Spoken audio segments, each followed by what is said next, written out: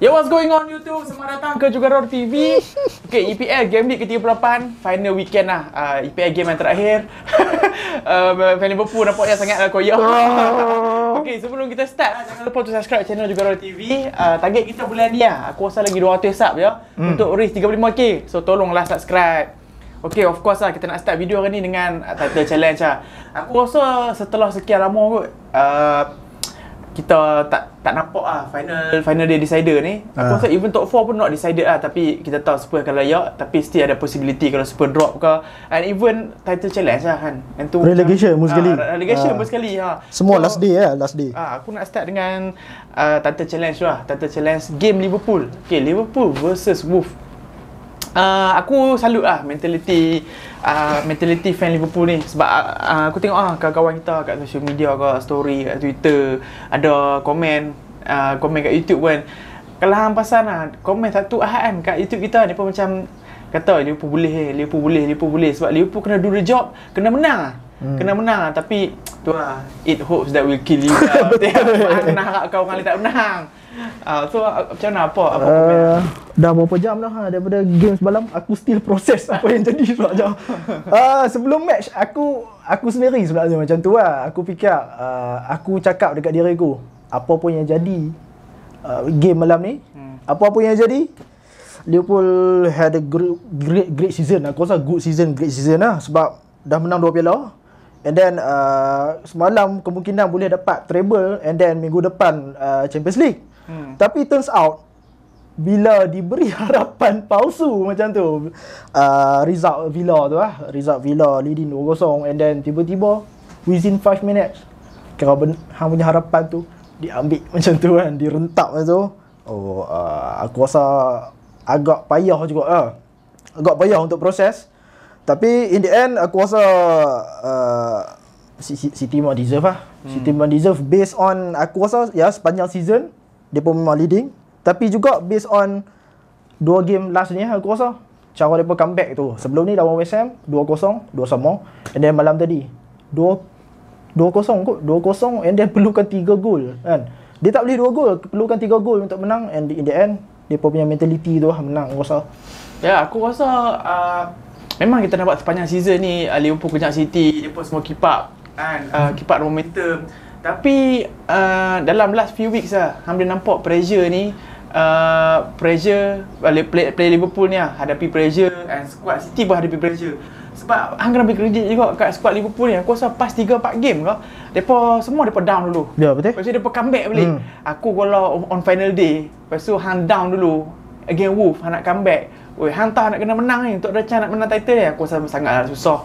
Memang susah. Lepas tu Liverpool berjaya buat aku respect lah. And even City pun ambil nampak pressure. Sebelum ni depa buat skor gol awal. Lepas tu depa dominate game, lepas tu score even more. Tapi against West Ham macam mana, depa pun succumb to pressure. Ya, betul. Kena 2 biji lah dengan West Ham. Even kena 2 biji dengan Aston Villa semalam. So tak boleh nak buat apa. Tapi still aku rasa aku tak tahu lah kalau fan Liverpool rasa apa. Kalau aku sedih lah, kecewa. Tapi kecewa yang proud, hang faham tak? Ya, betul. Kecewa yang proud. Sebab hang kena tengok kan, another perspektif kan. Hang masuk all competition season ni, semua tu hampir sampai final day. Ya, betul. Sampai final day. Semua sampai final day. So aku rasa berapa? 60 malam tadi match ke 62 Liverpool. Minggu depan 63. Paling banyak sekali lah yang main. Paling banyak. So maksudnya hang macam main all competition semua sampai final day 63. So kalau menang semua. Dia sebab tu lah aku rasa mana-mana fans Liverpool tak boleh komplain. Memang kita boleh kata Liverpool sepatutnya masa kan first half season Liverpool banyak leading 2-0, and then kena 2 sama, leading 3-0 lawan Brentford tu, and then last minute 3 sama tu. Kita boleh argue benda tu, tapi untuk dapatkan perfection 91 point semalam ke 91 point within 38 match tu bukan reasonable lah untuk hang. Dah kalau kata hang complete, hang nak apa 100 point baru boleh menang liga. So aku tak boleh komplain langsung pasal midfield ke pasal apa ke. So Liverpool season ni buatkan aku bangga lah, tu aku boleh kata gitu. Hang cakap pasal apa perfection kan, 96 point apa semua kan. Pep Guardiola cakap aku tengok post match interview ataupun lepas dia celebrate title lah, dia interview dengan dia kata dalam career dia sebagai manager ke sebagai player bola sepak kan, dia tak bisa nampak lagi team macam Liverpool team yang macam push lah kan, push gila-gila punya supaya player City pun macam tak duduk diam. Depa pun kena improve, depa pun kena konsisten untuk menang. Sebab hang gila menang Liga dengan 92 poin, 91 poin kan, beza 1 poin lah sampai final day. Hang tengok Liga lain menang berapa? PSG menang berapa ya? Real Madrid, Bayern Munich menang berapa? Tak sampai 90 poin. Dia yang tu lah kena ada team macam Liverpool ni yang ya memang sakit. Dapat nombor 2 beza 1 poin je sakit. Memang sakit. Dah pernah rasa dah 18 19 dah pernah rasa. Semalam pun rasa dah, tapi kena ada satu team yang hang boleh push. Kau dah liga ni jadi liga petani. Farmers League kan. Even Klopp pun kata sendiri lah. Klopp kata macam is the story of my life lah. Dia kata dia selalu jadi second best. Masa dekat Dortmund dengan Bayern Munich dulu kalah Champions League, so kalah Liga. Lepas tu dia pun pernah kalah dengan Guardiola sekali. Dia kata is my life story lah. Tapi dia selalu like comeback lah. Yang dulu kena tu dia menang Champions League, dia menang Liga dengan Liverpool kan. So yang tu lah harapnya, harap season depan, season ni sakit, season depan boleh menang lah, boleh menang Liga. Hantar post match conference Klopp dia kata apa? Tak apa, congratulations City menang apa semua, congratulations Pep daripada deserve apa semua. Kita akan rebuild the team balik and lepas tu kita akan go again next season. So cakap pasal rebuild the team lah. Semalam ada news broke out Tchouaméni. So apa komen hang? Aurelien Tchouaméni Aurelien Tchouaméni. Memang aku knock dia. Aku dah sebut dah memang knock dia. And then katanya sekarang, sebelum tu ada 3, katanya ada 3 team, PSG, Real Madrid dengan Liverpool. Lepas tu malam tadi PSG ni dah depa kata tak tahulah Mbappe sound dia ke apa, tapi sounded him ada project, tapi turns out dia reject. Sekarang tinggal Real Madrid dengan Liverpool lah. So katanya 2-3 hari, tak tahu lah, 3-4 hari lah leading the Champions League final, dia akan decide lah. Dia akan decide siapa. Dia tak mau tunggu siapa menang, siapa tu lah, final lah. Aku harap Hazard juga macam tu tau. Janganlah pula lagi kalah ke apa kan. Dia kata aku masuk team yang menang ke kan. Macam Hazard dulu kan tau, dia flirt dengan Spurs lah, dengan Arsenal apa semua. Lagi Chelsea menang Champions League, so dia pilih Chelsea. Takut jadi. So itu lah bahagian midfield, kalau dapat dia memang big plus lah untuk Liverpool. Sebab Liverpool aku rasa midfield memang kena improve lah. Sebab kalau kata tengok throughout the season, second half of season ni aku rasa memang perfect untuk Liverpool.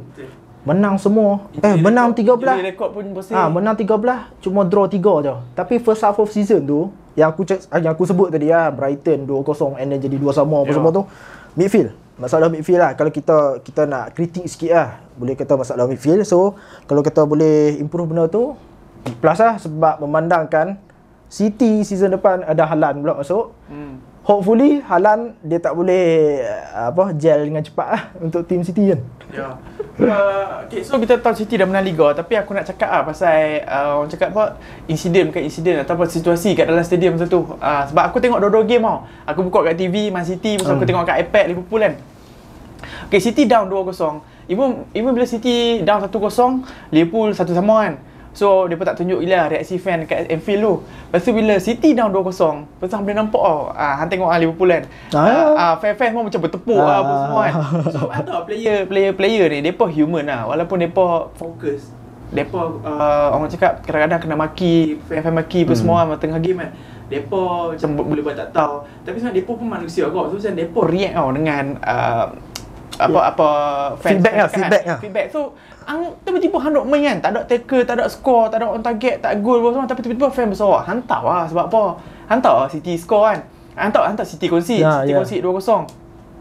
So aku respect Liverpool tu depa keep up, and then aku rasa advantage untuk City adalah depa score gol pertama tu sebelum Liverpool leading. Betul. Faham tak? Betul. Sebab pada masa yang sama, lepas depa leading, pada masa yang sama Fan City pun react kok. Fan City pun keep up kok dengan result Liverpool. So macam dia ambil tahu kok. So let's say kalau Liverpool score, Liverpool leading, lepas tu Fan City macam apa down lah apa semua kan. Dia akan maybe akan bagi reaction dekat City nak comeback 2 gol, nak kena skor 3 biji Tu hang dapat gol kat minit 66 ke 66 tak silap aku. Apa dia? City 70 lebih, 76. Gundogan masuk minit 70. Dia skor minit 76. Dia masuk, depa concede dulu. Betul?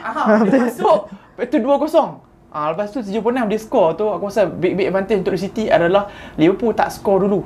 So depa score dulu. Boleh jadi. Lepas tu Rodri score. Even depa dah complete the comeback, baru Liverpool leading. Kalau hang tengok balik minutes kan, kalau hang tengok balik minutes tu, City dah complete comeback, City dah score 3 biji, barulah Liverpool leading. So time hang boleh nampak roller coaster dekat Anfield tu, in term of fan reaction lah. Fan dah macam happy. Lepas tu lepas minit lepas tu fan mau macam down lah. And even yang lagi lawak lagi lah. So kalau hang tengok balik clip lah, hang tengok full game kan, minit ke 85, ada orang macam kat Anfield kan, macam spread fake rumours lah. Kata Aston Villa dah equalize Liga semua. So macam tiba-tiba depa bersorak balik kan. Komentator kata, ni apa ada orang spread fake rumours ke apa, sebab Aston Villa tak equalize pun. Even Jurgen Klopp pun dia peluk Thiago tau. So macam depa pun macam percaya lah kan news tu. Tapi tu lah, at the end of the day City berjaya menang lah tu. Ya, tapi City malam tadi aku rasa big balls lah depa tunjuk, big mentality lah daripada depa untuk comeback. Sebab boleh katakan depa lawan home tau tak, Etihad. Lepas tu bila hang kena 2-0 macam tu, satu stadium sengap, dan hang boleh comeback.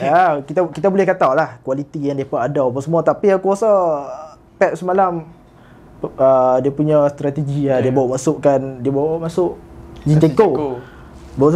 Dia masukkan siapa? Cancelo dia tukar ke kanan, and then Sterling dia bawa masuk sebagai runner. Nampak benda tu memang bagi impact besar ya. Dan yang aku nak puji yang gol ketiga depa tu KDB tu. Macam mana dia boleh achieve macam tu kata dia. Sebab tu lah dia boleh menang. Aku rasa boleh menang Player of the Year. Tengok macam mana dalam keadaan high pressure macam tu kan, dia boleh tibai. Dia bukan tibai gol tau. Dia tahu dia tibai area tu, Gundogan ke someone ke akan masuk. Yalah, taktikal yang Pep buat adalah sebab hang tengok lepas Aston Villa mistake depa buat kan. Lepas depa skor biji, depa bertahan. Aku koyak bodoh. Aku koyak. Entah bila depa bertahan. So depa compact depa biar kotak penalti jadi compact tu kan. Semua nak duduk kotak penalti kan. So perubahan yang Guardiola buat, Zinchenko masuk main belah kiri, Cancelo tu Mahrez keluar.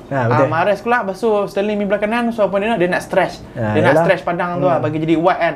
So Zinchenko selalu cut inside. Banyak kali hang nampak kredit kat dia. Dia cut inside, dia tenang sampai ada space baru dia cross. And Sterling pun sama cari ruang, sebab Mahrez duk cut inside tak lepas kan. Foden pun sama duk cut inside tak lepas. So tu lah, kalau 3 pertukaran Guardiola boleh buat impact macam tu, next season lah lagi scary lah. Tapi tu lah semalam yang masa leading 2-0, aku duk kata aku kata kat adikku, aku kata awal sangat baru minit 71 lah yang continue score kan. Ada lagi 20 minit 20 minit, and then bila depa skor sebiji, Allahu Akbar, skor 2 biji. Aku masa tu tahu dah and then tu lah minit 80 lah. Tapi boleh kata nasib baik minit 80 weh. Kalau kata minit 90 baru depa skor gol ketiga, aku lagi koyak. Hang kalau tak Aston Villa, hang kalau tak boleh tolong kan, ambil kalau itulah masalahnya. Kan, jangan bagi harapan. Hang kalau tak kalau tolong, minit 3 kau kongsi ke apa. Ni masalahnya sampai minit 70 lah. Aduh. Alright, so tu pasal title lah. So now about top 4 challenge. Aku rasa memang no doubt lah. Okay, Spurs terbang itu bunyi alarm itu bunyi alarm itu tepuk atas lah. Aduh. Okay, so Spurs against Norwich lah. Arsenal kalau nak qualify macam lagi kuat. Dia tak biar aku cakap pasal Arsenal. Dia tak biar aku cakap pasal Arsenal.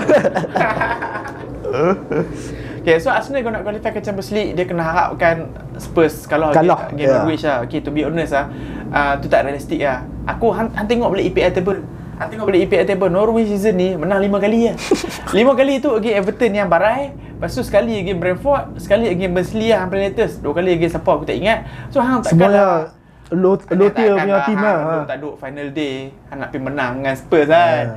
So hang boleh nampak sendiri lah performance Spurs macam mana depa mature. Depa mature as a team sejak aku rasa since January ataupun February tu. So semalam pun depa tak botol against Norwich kan. Depa skor gol away, and bukan setakat gol away lah, bukan saja dia punya top 4 on the line, even Heung-min Son lah fight untuk golden boot lagi kan. So the goal keep coming lah lepas dia skor gol away. Aku rasa in fact 5-0 tu pun depa boleh lebih. Kalau kata bukan keeper semalam, bukan Rudy, apa keeper Norwich tu. Kalau bukan sebab dia tu, aku rasa Son tu memang boleh menang lah, boleh menang trofi apa tu kan, Golden Boot kan. Itu lah, tapi Spurs memang kredit sangat-sangat banyak kepada Conte lah aku rasa.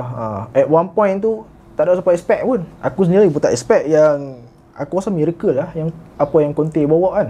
Apa yang Conte bawa. Memandangkan kita tengok sebelum ni Kane tiba-tiba macam down, tak boleh main apa semua, and then Son pun nampak dia pick up pace tu, and then bila dia solidify aku rasa bahagian belakang tu dia pun boleh yalah, hang kena bagi kredit kat depa sebab first kali masa Conte main tu depa stick in Conference League tau. Betul. So macam hang aku tahu lah masalah Covid apa semua kan. Hang kena purposely buang Conference League tu. Bagi aku yang tu macam meaningless sebab hang nampak the run yang depa ada tu sebab squad depa fresh tau. Key component lah. Aku tahu Romero injured kadang-kadang. Lepas tu aku tahu siapa lagi Doherty tak ada kan. Depa punya fullback lah. Fullback dengan Romero on off tak main, saya tak main kan. Tapi key component lain, Son main, Kane main. Lepas tu Kulusevski memang fit. Bentancur fit. Lepas tu Højbjerg fit. Eric Dier fit. Lepas tu macam daripada Januari sampailah game last malam, memang team yang depa set up tu kan setiap minggu sama. So macam even kita kata miracle sebelum ni, tapi aku rasa yang tu the brilliance of Conte juga. Macam mana dia boleh change mentality kan. Bagi aku depa totally deserve it totally deserve it. So untuk fans Spurs mungkin depa optimistic optimistic sebab dalam hang masuk Champions League season lepas pun hang banyak spend in term of loan with option to buy lah apa semua. So season ni hang ada dana yang banyak. So tengok macam mana depa spend. Aku rasa depa macam aku tak ada lah kata depa boleh fight for the title, tapi solid top 3 lah. Aku rasa solid top 3 depending on macam mana Chelsea react kan transfer market kan. Apa cakap pasal Spurs pun marah. Lah ni dengar rumors kata apa nak beli Carrasco apa semua. Carrasco. Dengar dah big names yang dah link dengan Spurs kan. So season depan hopefully dia boleh ni Not for you lah, hopefully. Tapi aku tak tahu situasi Conte macam mana. Sebab PSG nak pecat Pochettino. Zidane reject PSG. So the only coach yang itu ada rumours Conte lah. So semalam pun aku baca post match conference dia kata dia kata kat media, you know me, I want to fight for titles apa semua kan. Tu inspiration dia nak fight for titles. Aku tak tahu dia mean tu untuk Spurs ataupun untuk club lain ke apa. So dia akan discuss lah dengan Danny Levy macam mana. And Conte tu bahaya dah. Yalah, dia macam anytime dia boleh jump ship lah. Dia boleh jump ship apa semua kan. Tu tiba-tiba kalau PSG approach dia ke apa, sebab memang Pochettino nak kena pecat dah. So tu lah, tengok lah apa jadi dengan dia. Alang-alang bercakap pasal top 4 ni. Macam mana? Hang season Arsenal. Komen sikit lah. Ya, Arsenal. Aku kecewa lah. Sebab at one point hang kena faham yang Arsenal tak main apa-apa. Betul? Arsenal tak main apa-apa tau. So macam hang seminggu main sekali je. And untuk seminggu main sekali, hang tengok balik lah result Arsenal lah. Arsenal draw sikit, Arsenal kalah banyak. And kalau imagine lah, Arsenal kalah dengan Spurs Champions League apa? 2 point lah. 2 point kan. Hang imagine, aku rasa Arsenal draw 3 game je kot whole season. So let's say lah, kalau game Arsenal banyak kalah tu and convert to draw, even convert to draw 3 game pun macam mana ni lah. So bagi aku unacceptable. Sebab aku sedih tapi aku faham. Sebab hang tengok squad Arsenal macam mana. Squad memang bila tengok squad ni kan, aku rasa kalau lawan Inter Milan memang kena lah. Lawan Dortmund tak lepas aku rasa kan. So contoh lawan siapa, Atletico Madrid memang kena squad ni kan. Memang tak boleh lah aku rasa tim Arsenal. Tengok memang aku tahu lah squad ni dalam in building proses apa semua kan. Tapi awal season memang aku predict Europa League lah. Tapi bila last 2 weeks atau last 3 weeks tu Arsenal yang in driving seat untuk qualify. Dia itu lah masalahnya. Hang expectation berubah tak? Expectation berubah bila tiba-tiba dapat chance macam tu. Dan at one point Arsenal tak cukup game tapi depa duduk atas Spurs, tahu tak? Masa tu aku nampak kata kalau Spurs ni kalau Arsenal ni tak boleh dapat ni, memang aku rasa totally bottle lah aku boleh kata itu. Sebab bottle. Hang boleh tengok juga dari segi konteks depa spend amount yang depa spend hari tu, and then ambil kira juga MU squad yang paling teruk kemungkinan dalam 30 tahun, tapi still yalah depa compete. Depa dah tak ada dah orang atas. Depa kena compete dengan Spurs je. In the end depa tak dapat lah tu. Aku nampak Gilberto kata kat social media, kalau hang nak kata apa, ada mentality monster macam Liverpool tu, hang kena feel macam ni dulu lah. So aku harap player ni tak belah tu. Impact tak dapat top 4 kat Arsenal. Oi, besar. Memang hang tak boleh sign dah player bagus-bagus. Tak ada lah, sorry lah. So macam hang kena sign player yang tunggu chance untuk buat stepping stone tau. Macam player yang nak main Europa League, bukan player yang nak main Champions League lah. Player yang macam baru first time nak main Europa League ke, something like that lah. So macam tu lah. Okay. Miss opportunity lah. Miss opportunity. Alright, so Man United tak ada apa, Chelsea MU MU semalam Ten Hag datang kan. Ten Hag datang tengok match tu. Tapi still aku rasa dia boleh witness first hand lah macam mana betul-betul teruk je MU season ni. Kan, dan benda ni macam Wan Mata cakap, memang kena totally reset lah semua benda dekat kelab tu. Ya, aku rasa performa MU pun kita dah tahu lah. Nampak bukan setakat semalam ya. Semalam pun fan MU tak kisah pun lah. 1-0 tu kan, aku pernah rasa situasi ni as fan Arsenal kan.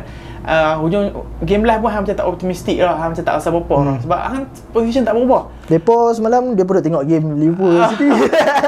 MU, aku rasa last 3 atau 4 game pun memang dah sama orang. Macam kita kata player ni, dia punya mentality dah on holiday lah. So orang tak boleh buat apa lah. Aku pelik dan aku terkejut.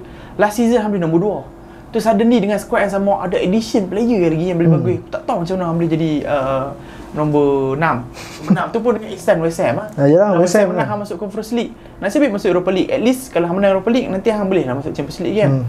Bagi aku major rebuild lah untuk Man United nanti diperlukan. And aku tak expect fast turnaround lah. Kan kat social media orang duk hype sangat Ten Hag kan. Sekejap tiba-tiba first season dia tak berjaya nak shake the culture, club culture lagi, nak suruh dia out lah. So aku rasa memang satu season tak cukup lah, at least 2-3 season lah. Okay, so Chelsea, any comment lah? Chelsea lah, tak apa, season ni atau aku rasa disappointing season untuk depa juga lah, boleh katakan. Masuk final, 2 final masuk. Ya, kita boleh kata depa dapat Club World Cup, dapat Club World Cup dengan Super Cup daripada Super Cup dengan Club World Cup, tapi kalau still yalah, at one point kalau ingat balik Chelsea top of the league and then tiba-tiba dia punya striker tak boleh score apa semua kan. Dan itulah memang total depa aku boleh katakan kena expectation season depan. Aku tak sure sama ada depa boleh expect sama macam Roman Abramovich dulu. Sebab owner baru sekarang kan, baru. And depa tengok macam mana season depan. Aku pun tak tahu nak komen apa, tak boleh nak komen apa. Bagi aku season depan kan, kalau to be honest lah, aku concern dengan Chelsea. Sebab bukan apa, dekat centre back Rudiger pindah, lepas tu Christensen pindah. Okay, orang kata apa, 2 first team centre back pindah lah. And Azpilicueta pun kata nak pindah free kan. Pindah tu Rudiger Christensen free kan. Lepas tu Marcos Alonso pun kata nak pindah kan. So macam hang nak sign sampai hang nak kena shake up hang punya centre back. Kalau kata Jules Koundé, okay, hang Rudiger belah free. Jules Koundé hari tu season lepas hang tak dapat sebab hang ambil pun 60-65 kan. Sevilla nak siapa 75-80. Kalau seorang centre back dah harga sampai 70. Betul? Aku rasa tak cukup lah kalau nak sign seorang centre back. Memanglah Calobah ada. So hang cuba tengok season ni balik Rudiger, nak ganti Rudiger kan. Thiago Silva season depan nombor apa? 37, 38. So bukanlah dia tak bagus, tapi tak boleh lah nak harap dia main sampai full game, full season kan. So aku rasa at least hang nak kena sign 2 very good first team centre back lah. And then hang nak kena sign backup right back untuk Reece James ni. Aku rasa very challenging. Backup untuk Kante. Kante pun tengok macam mana sekarang dia on off kan. Dan bila sebut pasal defender tu, aku sebab sistem Tuchel ni, bila dia masuk tu memang dia sort out defend dulu tau. Sort out defend dulu, and then bila hang hilang Rudiger, player yang quality macam dia, and then dekat bahagian depan pun hang still sampai sekarang aku rasa depa tak sort out lagi dia punya attacking kan. So ada dua position yang depa kena deal lah Tuchel lah season depan. Agak bagi aku lah, kalau kita judge by how fan Chelsea react dalam season sebelum ni semua kan, there's a possibility yang Tuchel ni kena pecat. Sebab bukan sebab Tuchel ni tak bagus, tapi sebab fan Chelsea kemungkinan tak sabar sebab memang bagi aku challenging transfer window untuk Chelsea.